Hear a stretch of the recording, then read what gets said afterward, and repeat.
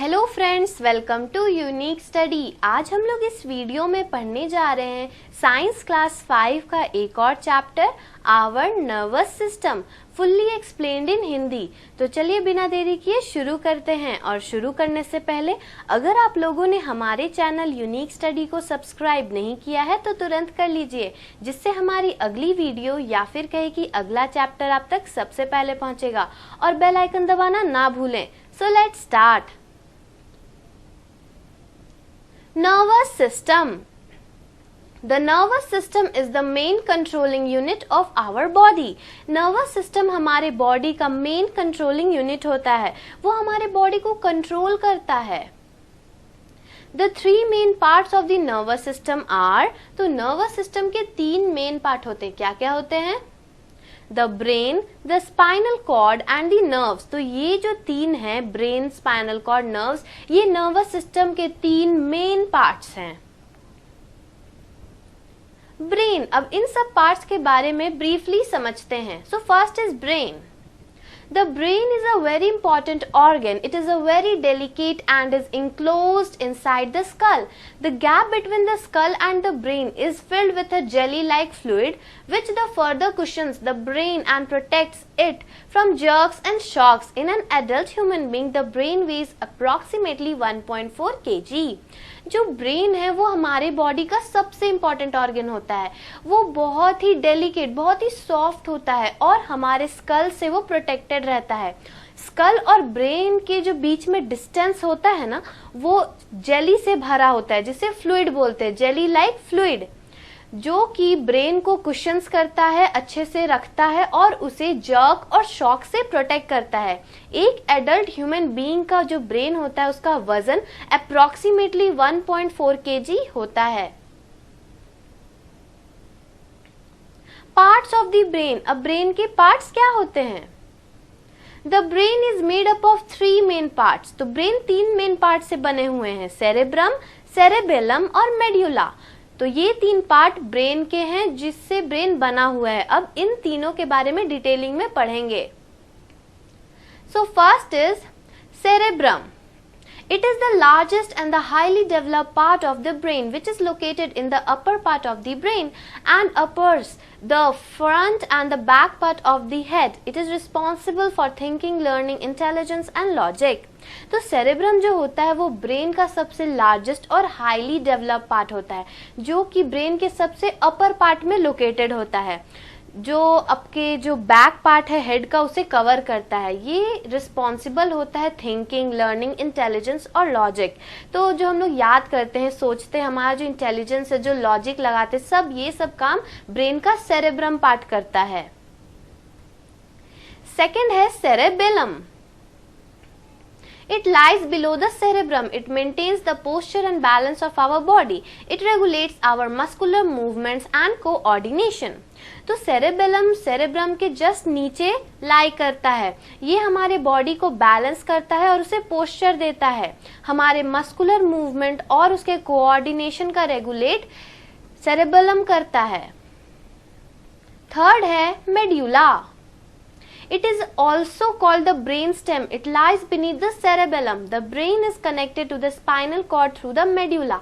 Medulla controls the activities such as heartbeat, breathing, sneezing and swallowing. Medulla जो होता है उसे हम लोग एक और नाम देते हैं, वो है ब्रेन स्टेम, जो कि सेरेब्रम के नीचे होता है, उसके बीनीथ होता है। ब्रेन जो है वो स्पाइनल कॉर्ड से कनेक्टेड होता है, किससे? मेड्यूला की मदद से। तो मेड्यूला की मदद से ब्रेन स्पाइनल कॉर्ड से कनेक्टेड रहता है। मेड्यूला कंट्रोल करता है हमारा हार्ट बीट, ब्रीदिंग, स्नीजिंग, स्वैलोइंग। तो ये सब एक्टिविटी मेड्यूला कंट्रोल करता है। तो ये था 3, सेरेब्रम, सेरेबेलम और मेड्यूला, जो कि ब्रेन का पार्ट है, उसके बारे में brief description. The brain needs continuous supply of oxygen and blood to function well. The right half of the brain controls the left side of the body and the left half of the brain controls the right side of the body. तो ये बहुत ही main point है। हमारे brain को हमेशा oxygen और blood का continuous supply चाहिए होता है। तो जो ब्रेन का राइट कॉर्नर है, राइट हाफ ब्रेन है, वो आपके बॉडी के लेफ्ट साइड को कंट्रोल करता है, और जो ब्रेन का लेफ्ट हाफ है वो आपके बॉडी का राइट साइड को कंट्रोल करता है। नेक्स्ट टॉपिक है functions of a brain. Brain का फंक्शंस कैसे होता है? The brain is the control center of our body. It stores information in the form of memory and helps to recall the information. It receives and sends signals to and from the different parts of the body. जो हमारा brain है वो हमारे body का main control centre है, इसी से हमारा पूरा बॉडी कंट्रोल रहता है। ब्रेन में जो इंफॉर्मेशन स्टोर होता है वो मेमोरी के फॉर्म में स्टोर होता है और हमेशा हेल्प करता है कि हम लोग उन सब इंफॉर्मेशन को रिकॉल करते रहे। ब्रेन हमेशा सिग्नल को रिसीव और सेंड करता है, वो body parts, different parts of the body part से सिग्नल रिसीव करता है और कुछ कुछ सिग्नल उनको भेजता भी है। नेक्स्ट टॉपिक है spinal cord. The spinal cord is a long thread-like structure that extends from the base of the brain down to the end of the backbone. The backbone surrounds the spinal cord and protects it from jerks and injuries. Function of the spinal cord. The spinal cord transfers information from the brain to the rest of the body. It also controls the reflex action. तो spinal cord एक long thread जैसा structure होता है जो कि brain के base को extend करता है down to the end of backbone. जो बैकबोन है वो स्पाइनल कॉर्ड को सराउंड करता है और उसे जर्क और इंजरी से बचाता है। तो स्पाइनल कॉर्ड का मेन फंक्शन क्या हुआ? स्पाइनल कॉर्ड का मेन फंक्शन ये है कि वो ब्रेन से सारा इंफॉर्मेशन पूरे बॉडी पार्ट्स में पहुंचाता है। ये हमारे रिफ्लेक्स एक्शन को भी कंट्रोल करता है। तो रिफ्लेक्स एक्शन क्या होता है? Reflex action, some actions are carried out by our body as a sudden and automatic response to an event. These actions are called reflex action.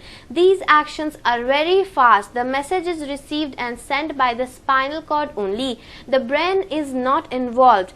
For example, if you accidentally put your hand over a candle, you suddenly move your hand away. तो reflex action mainly वो actions होते हैं जो हमारे body वो sudden और automatic response देता है। जैसे कि मान लीजिए आप गलती से अपना हाथ एक जले हुए कैंडल के ऊपर रख देते तो आप तुरंत अपना हाथ हटा लेते। वो आपको पता नहीं है कि आप हाथ हटाने वाले हैं, लेकिन वो सडन रिएक्शन होता है उस इवेंट के, उस ऑटोमेटिक रिस्पॉन्स आता है आपकी बॉडी के तरफ से कि हाँ हाथ हटा लो। तो इसी एक्शंस को रिफ्लेक्स एक्शन कहते हैं। ये एक्शंस बहुत ही फास्ट होते हैं। जो मैसेज है रिसीव होता है कि हाथ हटाना है वो बहुत जल्दी स्पाइनल कॉर्ड से ब्रेन तक पहुंचता है, लेकिन इससे ब्रेन कुछ काम नहीं करता। ब्रेन को पहले से पता नहीं होता है कि हाथ हटाना है। The message or events which generate a reflex action are called stimuli. The actions taken by the body to a stimulus is called response. Watering of mouth at the sight of smell of delicious food is also called a reflex action. Here the food is stimulus and production of saliva is response.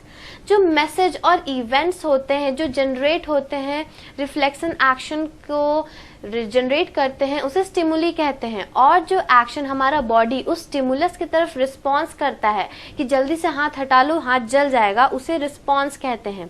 जैसे कि मान लीजिए kitchen से आपको बहुत ही delicious food का smell आता है तो आपका माउथ अपने आप वाटरिंग करना शुरू करता है। तो यहाँ पे जो फूड है वो स्टिमुलस का काम कर रहा है, वो रिफ्लेक्स एक्शन का काम कर रहा है, और जो सलाइवा हमारे मुंह में बन रहा है वो रिस्पॉन्स का।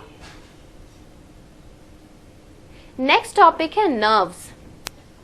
Nerves are numerous thread-like structure present inside our body. Nerves connect the brain to all parts of the body and vice versa. तो नर्व्स जो होते हैं वो थ्रेड लाइक स्ट्रक्चर होते हैं जो हमारे बॉडी के अंदर प्रेजेंट होते हैं। नर्व्स पूरे बॉडी पार्ट्स को ब्रेन से कनेक्ट रखता है। Types of nerves. अब नर्व्स कितने तरीके के होते हैं? Nerves are of 3 main types, sensory nerves, motor nerves, mixed nerves. Nerves के 3 टाइप्स होते हैं, पहला सेंसरी नर्व्स, दूसरा मोटर नर्व्स और तीसरा मिक्स्ड नर्व। तो इन सब नर्व्स के बारे में अब हम लोग डिटेल में पढ़ेंगे। फर्स्ट है sensory nerves. These nerves carry messages from the various organs to the brain or to the spinal cord.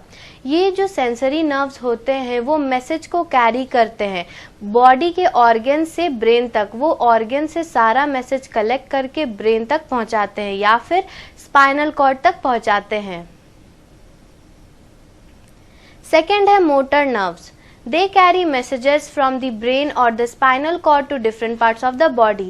तो मोटर नर्व्स जो होते हैं वो सेंसरी नर्व्स के जस्ट उल्टा काम करते हैं। वो मैसेजेस ब्रेन या स्पाइनल कॉर्ड से लेके बॉडी के डिफरेंट पार्ट्स तक पहुंचाते हैं।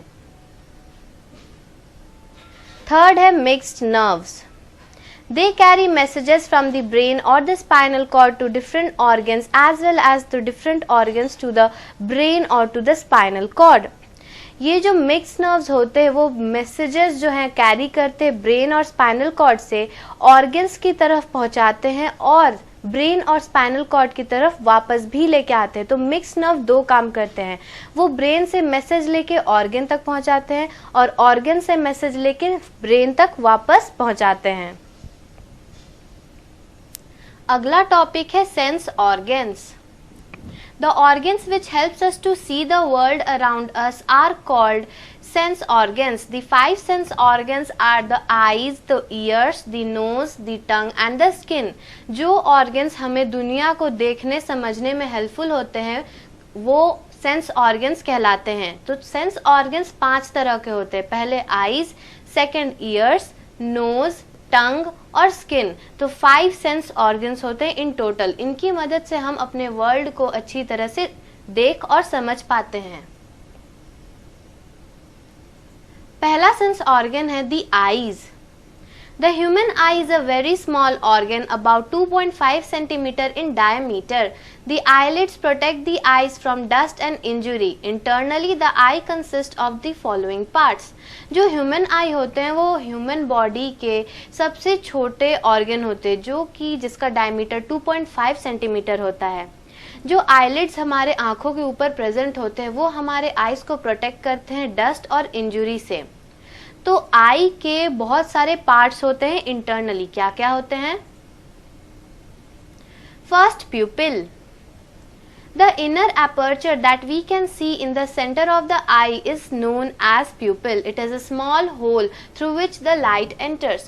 जो pupil होता है हमारे आंखों के सेंटर में प्रेजेंट होता है। जो स्मॉल होल जिसके अंदर लाइट एंटर करता है उसे हम लोग pupil कहते हैं। तो ये एक इनर एपर्चर है जो हमारे आई के बिल्कुल सेंटर में प्रेजेंट होता है। सेकेंड है iris. It is the colored part of the eye। It controls the opening of the pupil। Iris जो होता है वो आई का कलर्ड पार्ट होता है क्योंकि बहुत सारे ह्यूमन बीइंग में कलर्ड पार्ट होते हैं आई के, जैसे ब्राउन, ब्लू, ब्लैक। तो यही होते हैं आइरिस। आइरिस कंट्रोल करता है कि प्यूपिल कब खुलेगा और कब बंद होगा। थर्ड है cornea. It is a thin transparent tissue that covers the front of the eye। Cornea जो होता है वो एक थिन, एक पतला ट्रांसपेरेंट टिश्यू होता है जो हमारे आई के फ्रंट को कवर करता है। Next, retina. This lies behind the eye ball. The image is formed on the retina.